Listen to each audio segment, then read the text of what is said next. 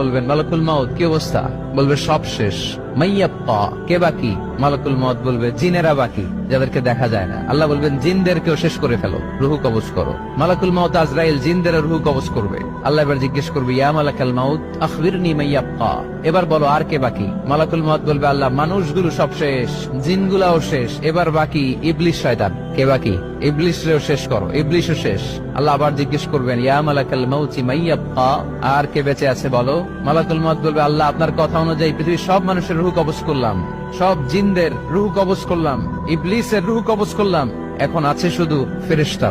আছে কারা? যাও ফেরেশতাদের রুহু কবজ করো। ফেরেশতাদের রুহু কবজ হয়ে যাবে। এবার আল্লাহ জিজ্ঞেস করবেন ইয়া মালাকাল মাউত আখবিরনি মাইয়াব্বা।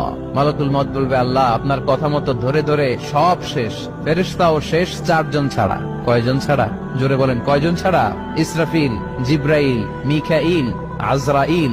আল্লাহ এই 4 জন আমরা বাকি। আল্লাহ বলবে যাও ইযহাব ইনতালিক ইলা জিবরিল ওয়াকবাদ রূহা, জিব্রাইলের রুহু কবজ করো। ইযহাব ইলা ইসরাফিল ওয়াকবাদ রূহা, ইসরাফিলের রুহু কবজ করো। ইযহাব ইলা মিকাইল ওয়াকবাদ রূহা, রুহু কবজ করো। ওই 3 ফেরেশতাও শেষ। এবার আল্লাহ তাআলা জিজ্ঞেস করবেন ইয়া মালাকাল মাউত আখবিরনি মাইয়াব্বা, হে মালাকুল মাউত আর কে বাকি আছে বলো? মালাকুল মাউত বলবে আল্লাহ আপনার কথা মতো মানুষগুলো শেষ, জিনগুলো শেষ, ইবলিস শেষ, আমার বাকি 3 ভাই ইসরাফিল, মিকাইল, জিব্রাইলও শেষ, শুধু আমি, শুধু আমি। আল্লাহ বলবেন কেউ নাই? মালাকুল মাউত বলবে না আল্লাহ কেউ নাই। এবার আল্লাহ তাআলা বলবেন মালাকুল মাউত তুমি তো সবাই রে মারছো, এবার তুমি মরো, এবার তুমি মরো, তুমি মরো।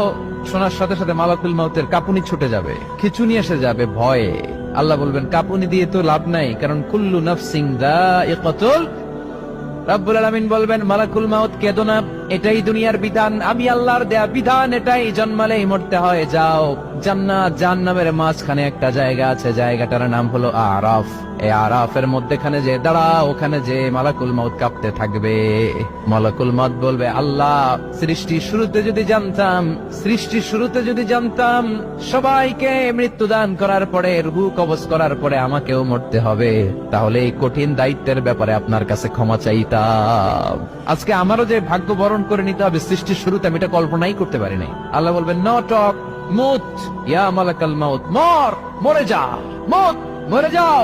বলার সাথে সাথে মালাকুল মাউত এক বিকট চিৎকার হাঁকিয়ে মরে যাবে। মালাকুল মাউতের চিৎকারটা সেদিন এত ভয়ঙ্কর হবে, বিষ্ণু ইসা ইসলাম বলেন ওই চিৎকারের আওয়াজ যদি পৃথিবীর মানুষেরা কান দিয়ে শুনতে পেত, তাহলে কিয়ামত সংগঠিত হওয়ার জন্য আলাদা করে ইসরাফিলের সিঙ্গার প্রয়োজন হতো না।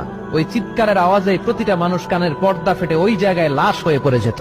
এবার ডানে বায়ে সামনে পেছনে উপরে নিচে কেউ নাই, একজন ছাড়া। জোরে বলতে হবে তিনি কে?